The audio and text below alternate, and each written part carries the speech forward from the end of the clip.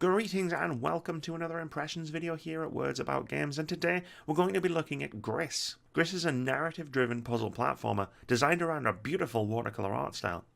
You play as the titular character who suffers a traumatic experience, losing a voice and falling into a surreal world that is completely devoid of colour. You'll need to explore, gather new abilities, and return the colour to the world to guide Gris through her trauma. Gris is outright one of the best looking video games I've ever laid eyes on. Even in the beginning, when the world is merely presented to you in black and white, this is a game that evokes a sense of wonder through its art style alone. It's a moving watercolour painting come to life as a game, and its sheer beauty is enough to keep you enraptured as you explore its various levels and environments. This makes returning colour to the world a practically transcendent experience. Upon reaching certain milestones, usually at the beginning of exploring the next new area, you'll find something that will trigger something painful within Gris, and a new colour will explode out into the world, fundamentally altering it in new and glorious ways. Finding and adding the colour green, for example, won't just add that colour to the palette, but will cause plants, trees and vegetation to erupt across the environment, as well as bring literal life in the form of small creatures and animals. Each new colour opens up a new area for exploration, as Gris attempts to collect small orbs that are used to aid exploration by creating platforms. This is what drives most of the gameplay. You'll have to find a certain number of orbs needed to create bridges to progress, then carry them back and deposit them to a central hub, slowly building a walkway in the sky that will let you leave. It's all built around puzzle platforming.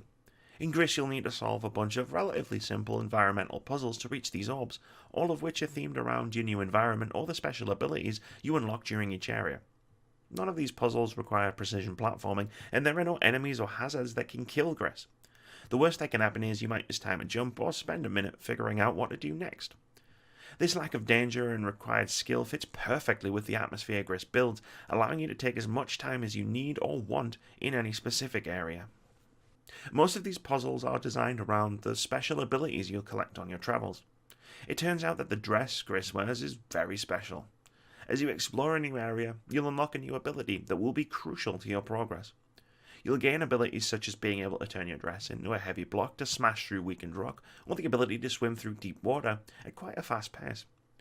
As you progress from one area to the next and pick up more abilities, the puzzles will start to layer these abilities on top of one another, requiring you to use multiple different ones to solve something and move on. The puzzles themselves can be quite clever in this regard. They're not head-scratching brain teasers, and as I mentioned earlier, they don't require tremendous skill. It's all about being mindful of the abilities you have and how those abilities can interact with the environment you're looking at.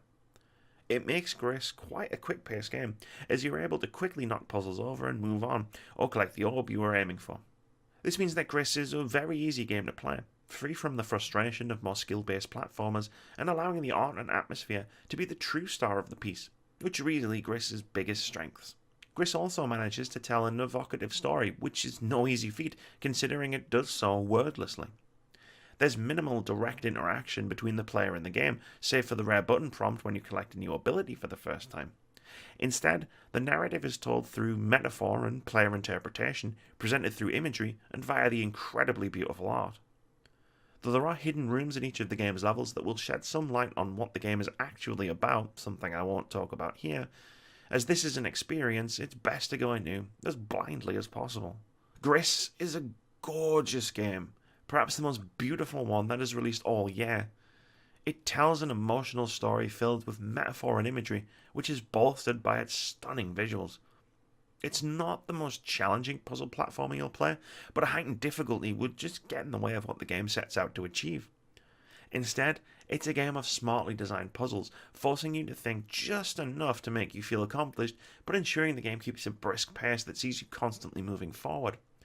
If you've got a few hours to spare, you could do a lot worse than sitting down to experience this beautiful game.